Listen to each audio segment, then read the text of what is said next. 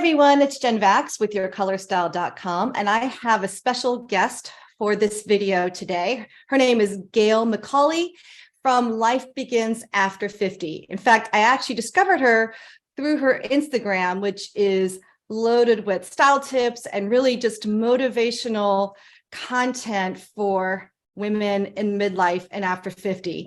She also has fabulous gray hair. And now she's, all real, all mine. We will be talking about that for sure.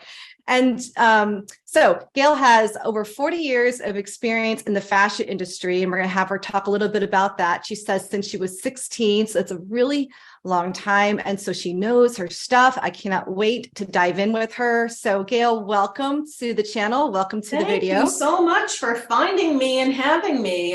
I'm intrigued with what you do too, so I think it'll be a fun chat. Well, you are welcome to ask questions. That is for sure. It's not just one-sided. Okay, good. Yeah. So let's just start off with something really easy, Gail. So your handle is Life Begins After 50. What's that about? So I had been a writer for many years while our sons were babies, and I'm not a stranger to writing at all. And as we talk about it, my career morphed from one thing to another, most everything having to do with the fashion industry. However, I have a lot of other loves and passions. You know, I love home decor and decorating and design. And I thought to myself, you know, I was a freelance writer for many years, but it wasn't all about fashion. A lot of it was about color, actually, and decorating the house and finishes and things like that in the home. And I thought, you know, as much as fashion is the bulk of my career, I was also a teacher at a community college for interior design. And I thought, what could I do with my blog that would incorporate a lot of what I love and a lot of what people love to do after 50? And it's really not all about fashion. So I didn't want to pigeonhole myself into, you know, Gail's Daily Fashion, or, you know, I wanted it to be the next part of your life can be as meaningful or more meaningful than the first part of your life. And that's sort of the message that I wanted to bring. Yeah, it's that finding that purpose. We all get to a certain point, right? And I think the age varies depending on the person and their life situation. But I think we all get to a certain point where we're like, there's certain things are going away, right? Our kids get older, they move out, they have their own lives, things that we defined ourselves as when we were 30 to 40. It's not so true anymore when you're 50 to 60, right? And I feel like sometimes we hold ourselves back from trying new things or trying some of the things we used to love for whatever rule we're following in our life. Like, I don't have time for that, or exactly. And in my case, it was really, you know, I was a stay-at-home mom for a lot of years. And then when I started working, I always planned my jobs and my career around our kids. They went to a private school and I had to chauffeur them back and forth. So I had to be available for them. And so I did not have a lot of time to dive into hobbies, interests, and things like that. And after I became an empty nester, I was like, I want to do this, I want to do that. And some people would say, well, you're too old to, you know, and that drove me crazy because I feel like, I hate to say age is just a number because it's such a term now, but really your age is in your mind. I think a lot. Of course, you have to feel good, and when you feel good, you look good. It just sort of follows. But honestly, I never, if somebody tells me they're starting something new and they're whatever age they are, I don't look at it differently whether they're 30 or 60. I really don't. It's more about you and what you want to go for. So that, to me, it wasn't so much going back to things I had done. It was trying new things that I never had the time for. Yeah. You know, for me, I started to actually dip back into doing art, which I had put aside for a very long time for lots of what seemed like good reasons. And now I look back and I think there was really always time to make for yourself. So we don't do that as moms, as parents. Right. We do everything we can, make sure everyone else in our family's happy. And so I was the soccer mom and all the other things mom, doing the same thing. And that's just what you do. And I don't regret that for an instant. Me too. But yeah, at some point now it's time to okay, now it's my time. And I think that's what's really exciting about turning 50 and forward is that I personally have a sense of this is my time. Right. And, I was talking to this woman, we were at this wine bar up the street, and she was lamenting that that she's turning 40 this year. And she's like, oh, 40 and all these things. Right. And I was like, and I said, I turned 50 this year. And she goes, and she looked at me why am I so happy? I'm like, I'm excited. I go, so many great things are happening for me at 50. Right. I'm ready. I'm having a party. And she just, I'm like, it's all about how you see it. Right. And there's a lot of people when they retire, they say, what am I going to do? What am I going to do? Yeah. I never felt that way ever. And when I have friends or family that presented that kind of feeling to me, the only thing I could think of to say to them is, what have you always wanted to do that you've never had time for? Or sometimes it's money, but usually it's time. Right. And I don't know. I guess it's all in your attitude. I really think that.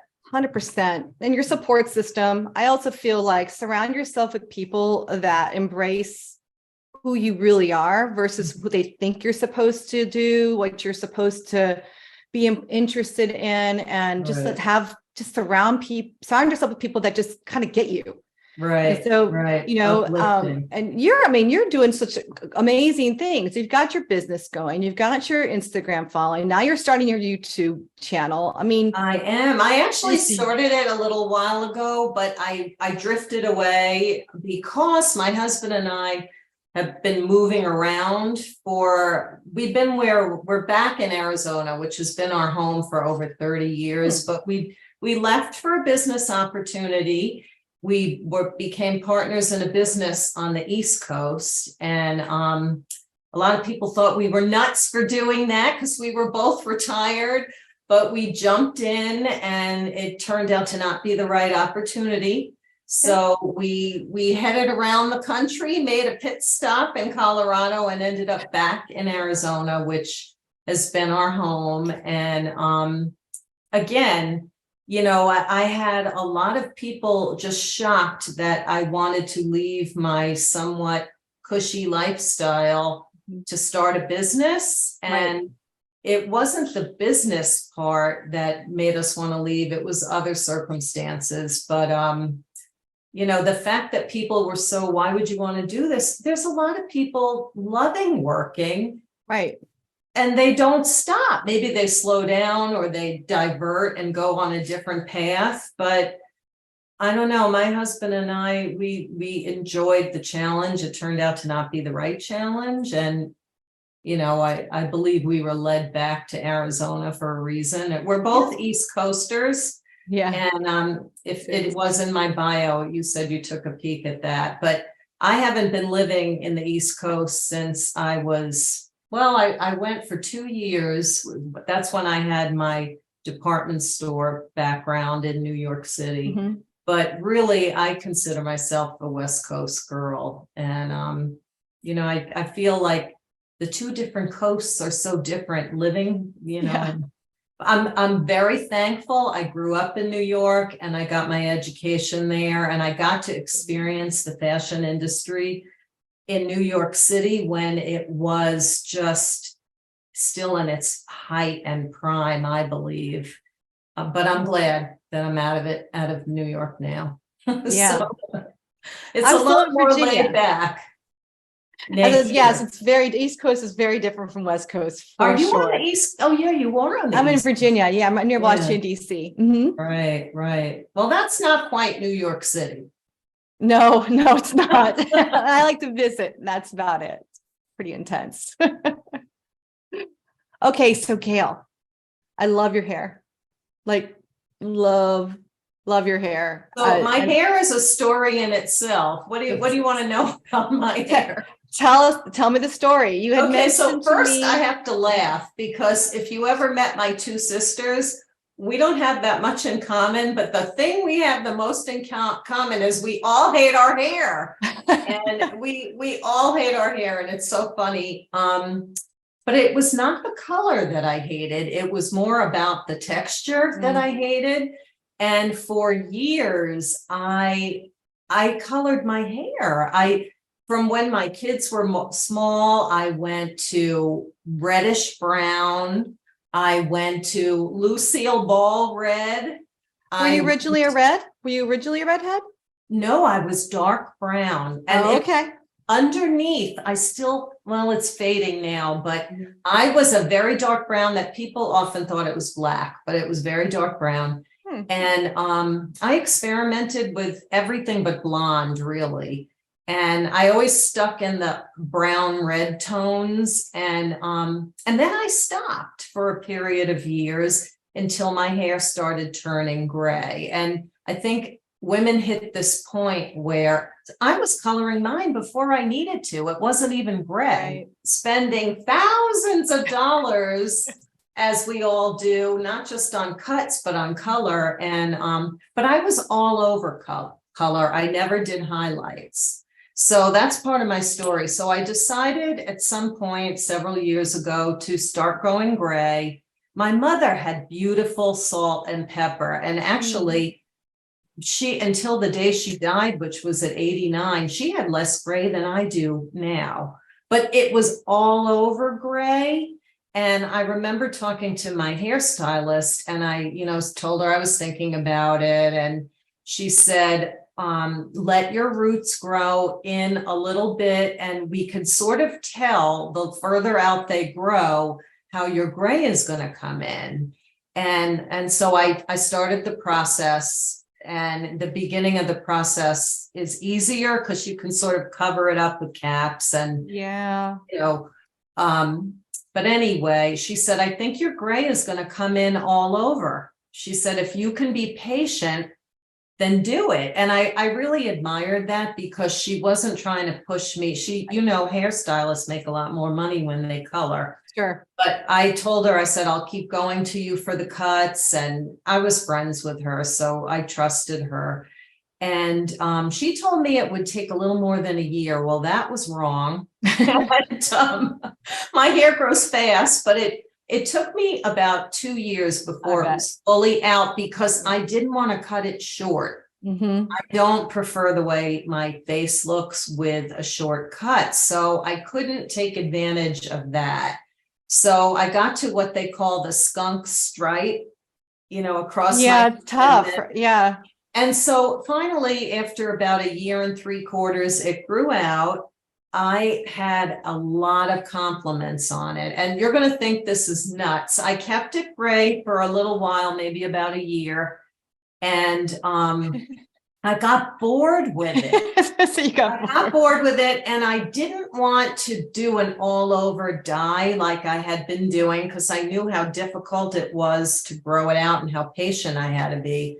So my new hairstylist, because we had moved 2 hours north of where we were living after my husband retired in Arizona. And she said, why don't I do some highlights and lowlights, and you can keep your gray. And I always thought it looked beautiful. This was before the gray was like the thing and the rage. And so I let her do that. She started doing highlights of more of a white, because my thing was I really wanted white, not gray. And so mine all, is salt and right? pepper. It's not white. It's So and you don't know what yours is going to be until it grows out. As I've gotten older and more gray, it is getting lighter, but it was pretty dark salt and pepper when it first came out. Well, anyway, I was starting to spend a lot of more money on these highlights, and they were yellowing. So I had to use toner, and and I was like, this is not what I want. And then came the second round of growing it out, which was highlights. And I have to say that was a lot easier because most of my hair was gray. Yeah. So it all in all said and done, it was about 3.5 years for the 2 times that I grew it out.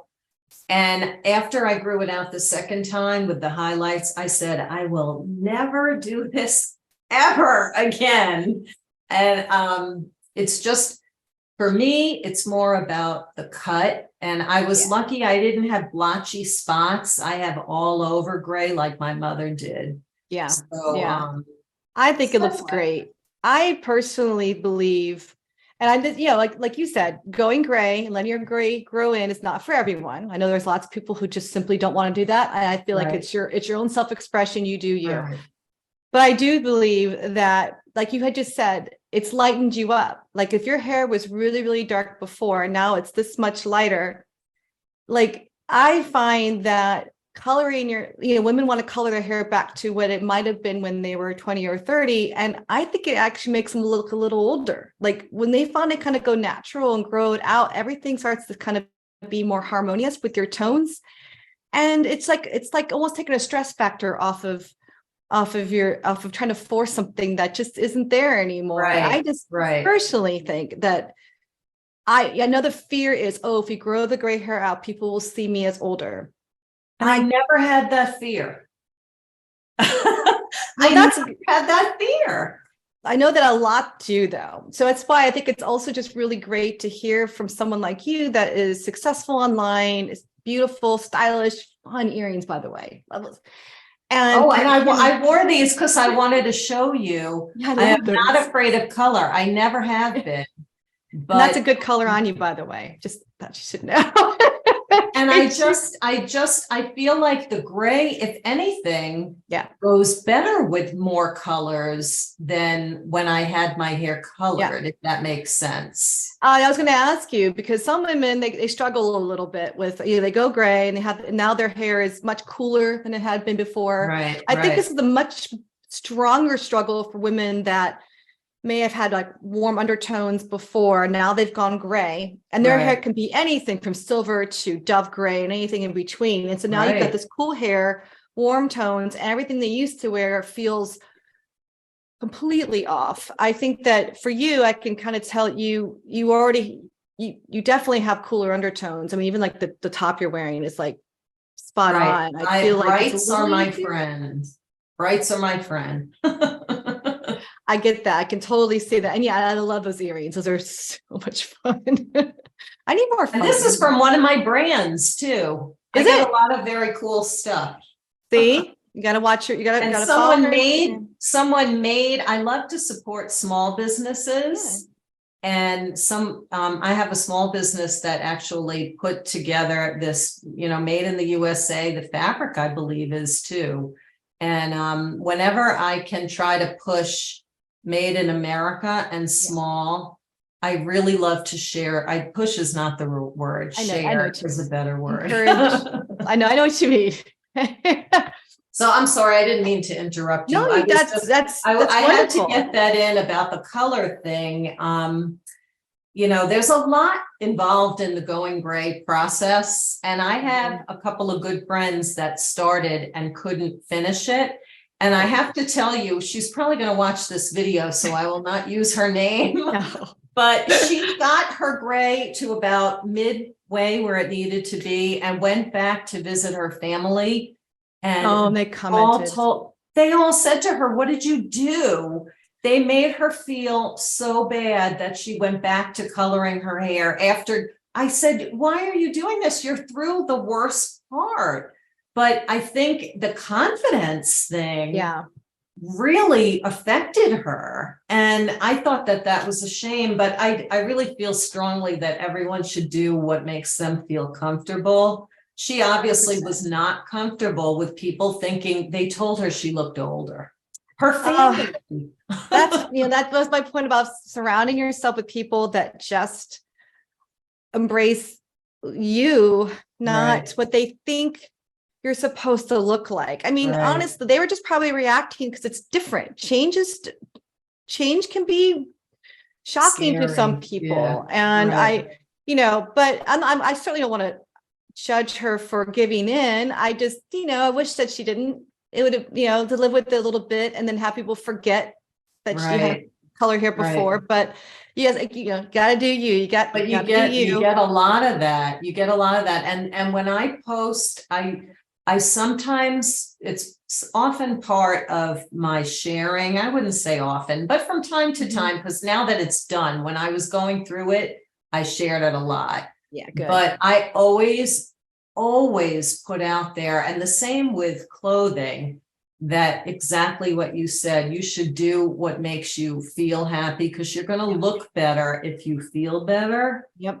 And if you feel more secure and confident with your hair a certain length and length is a whole nother thing too. Yeah, A lot of it people is. think if you're over 50, you should not have some length to your hair Well, that's too and it bad. makes you look older. So it's not just the color. No, it's not the color. It's definitely texture too. I know there is a struggle with that for sure. But it's funny though, the couple women in my life that I'm familiar with, that like one that's a very good friend and one that's a longtime customer of mine, and they both were vibrant coppery redheads. And then continue to, and redheads tend to go white and gray very fast and all at once. I don't know why, but that's just like all of a sudden the pigment falls out. And the tendency is to color it because they're not ready to go gray. Right, right. This one woman over the pandemic just cut off all her hair, shaved it all off. And it was so shocking at first, but it was kind of Right. awesome. Yeah. It was like, woo. That was brave. And now it's like it's back in, it's this full head of beautiful silvery gray hair. And my friend, Oh, she stopped coloring it and then she just cut it really, really short. She didn't shave it, but she cut it short. And like kind of what you're saying, like I think you just have to just decide how you want to do it. And I don't think there's any right or right, wrong way to do it. But if you decide right. you want to go gray, like you just But kind of I have to will just go. say there's a lot of products out there now that have come to the help of, because the gray, going gray is like a phenomenon now. Yeah, it It's is. huge. And a lot of people do think it's the new blonde. And if I would have looked good in blonde hair with my skin tone, I probably would have dyed my hair Mhm. blonde, but I stayed away from it because I don't have the right skin tone, which is another reason why I was looking forward to gray, because I wanted lighter. Yeah. But anyway, back to the products. There's the root darkening, that you can do for temporary fixes. There's all kinds of really good natural quality shampoos and conditioners and I have people sending me some really good brands because I'm really all about quality when it comes to, I think it's really important in whatever color your hair is to keep it vibrant. And I don't have to do a toner because I use good product. And when I'm out in the sun, I don't worry about wearing, I probably should worry about wearing, I love hats, but if you're using a good product, it helps with the staying power of what you have. And so I think that the industry is developing in that Yeah. area to go along with all the women that are deciding that they want to ditch their dye earlier. Right. Authenticity is a beautiful thing. And I'm, embracing your age, who you are, and just really learning to be just comfortable in your own skin is a very Right. powerful and beautiful confidence that you can grow into. But it can be also just that first step for a lot can be very scary until they do it. And then they're probably like, oh, I'm so glad that I did it. But it's always a Right. stretch, right? To kind of become your next version of you. Like, what's that going to Right. be? Right. That Well, 2.0, part of 3.0? that leads into what I was going to say next. Is part of one of the reasons why I feel strongly about being confident in your own skin is, for many years, for the people that are following me, they know that my background is in fashion, but I also, first I managed a model and talent agency, and then during the bad economic times of the around 2008, I got laid off and I started my own. And at that time, I had my 2 teenage sons living at home with us, and it was a bit difficult, but I saw and again, I was not in New York or LA, I was in Phoenix, Scottsdale area, but I saw so many lovely ladies being passed over for paid work because they weren't the perfect size 0, 5'9", 105-pound runway model, Right. and they weren't 19. So, it really started wearing on me. And that's when, I said to myself, there are a lot of brands, they're out there to obviously make money. I get that. But there's a lot that women who are ageless can do to, be great role models for those that are coming up that way. Yeah. Because really we are all different ages, shapes, and sizes. And when I started my blog, I was really passionate about natural, because just like I am all about natural. I don't wear a lot of makeup. I worked around models who were really into cosmetic surgery. I never judged any of them. I knew it was not for me, but I think that we shouldn't be afraid to grow older gracefully, naturally. And if you take good care of yourself, you eat right, you sleep right, and all the other things, I mean, it's all about moderation. And it might sound silly, but it is what it is, and that's reality. And I just feel like I like to share things that are for the regular woman, because that's what most of us are. And so if you do pop onto my feed, you will see that I don't look like a model, and I don't try to look like a model. I try to put my best foot forward, but I like to share products that are for the average person, 40, 50, 60, 70, and 80. And do you know, one of my very favorite influencers just turned 95. Oh, yeah. 95. And I want to do a collaboration so badly with her, but I don't, I've approached her and I just don't think she's up to it. But she's still out there, and she has somebody working with her to style her. But I just think that it's really lovely that I plan to keep doing this. I'm going to be 60 in just a couple of weeks. Oh, well, happy birthday. Thanks. And as every decade that you move on, there's fewer and fewer influencers they drop off for various reasons. And I still feel like I have the passion to keep going strong. I hope I can. Please do. God willingly, I can. And you'll be that 90-year-old that has like 1 million followers. Oh, gosh, and badass. My mother-in-law is going to be 95, and she is as beautiful as anything. So, and she's always been natural. So I feel like you could have you can take what you have and highlight your best traits, and you can do it naturally. You shouldn't have to feel like you must look a certain way when you hit a certain age. I agree. I actually even think it's age.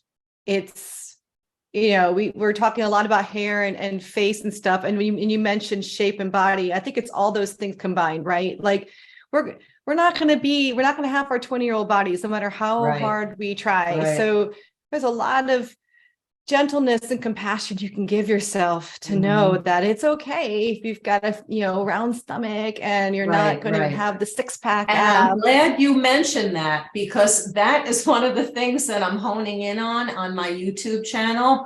I want to, when I get the products from my brands, clothing most especially, I really try to go over the details and the characteristics of, and I try to pick out fashions that are more figure flattering. Yeah. And as well as affordable. I try to negotiate discounts with my brands. Some of them are more receptive to that than others, but things that are made in the USA are, of course, my favorite.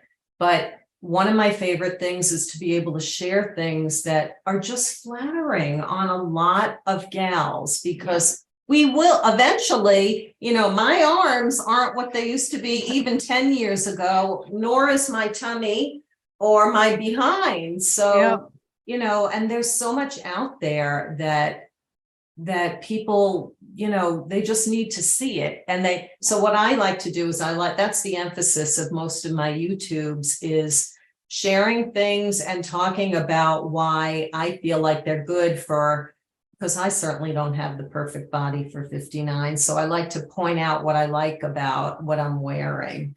And I don't think a lot of people do that. I think they just kind of put it out there, and you're right. I approach it as, this is why I like this, because it slims my tummy and that sort of thing. Yeah, that's actually really helpful, because you're right. There's a lot of amazing influencers out there that share their products as well.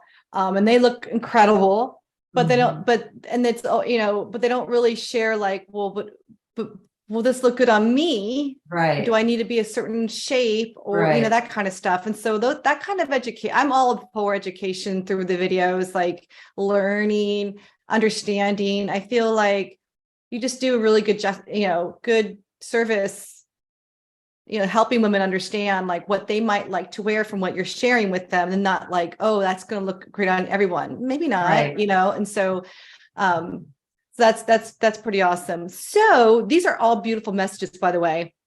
You may not have any more for me on this last question for you, because we've been going for so long, and this has all been so amazing. So thank you so much for sharing all of your thoughts. Thank you. We look at things very similarly, you and I. Yeah, I'm glad. That's but even if we didn't, that would be okay too, right?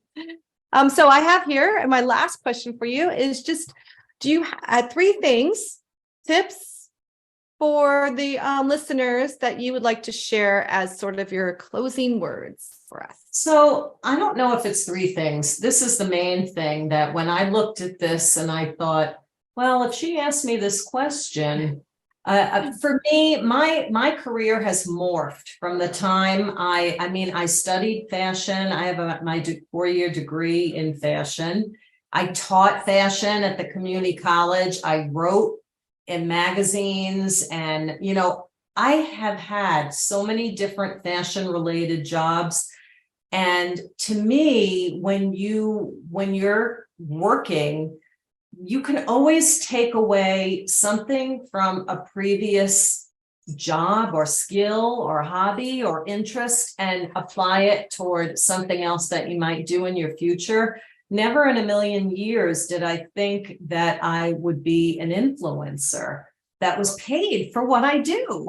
Yeah. I mean, how great is that? I love it. I love what I do. And that's why I can't plan to keep doing it. But I truly believe that every skill and every job that I did since I was 16 and worked at the Altman Company at their beach club in Connecticut, that a lot of the skills would keep moving along with me throughout my career and into what I call is my semi-retirement now. And it's all led me to here and, what I'm doing now. So I'm really thankful that I had the chance to try different positions and jobs. And yes, most of them were fashion related, but they led me to where I am now. And I always had a passion for writing. So blogging came so naturally for me.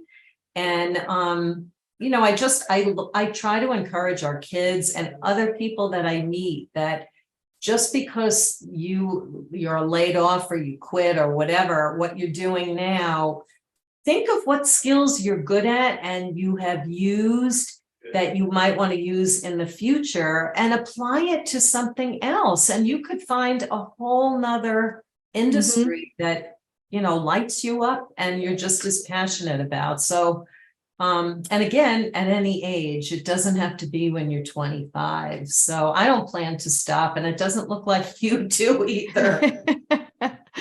No, we're taking over the world, Gail. We're taking over the world. Us I and our agree. hair. I know, it's all about the hair.